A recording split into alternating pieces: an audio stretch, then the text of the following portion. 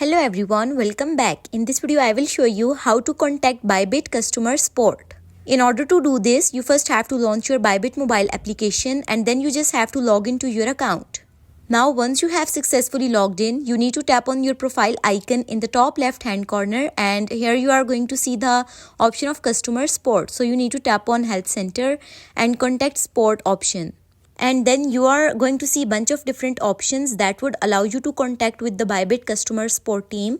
So over here, you need to tap on contact support option and then you will be landed on this submit case page. Here you will have to select the option. So you will have to tap on it, and after that it will give you a bunch of different options that you can select. So you just have to select the option and then you just have to select the related problem relating to the option that you have selected. Then you will have to provide further information like indicate mystery box NFT, then your UID, your email address, and you need to provide the brief description relating to the problem that you are facing.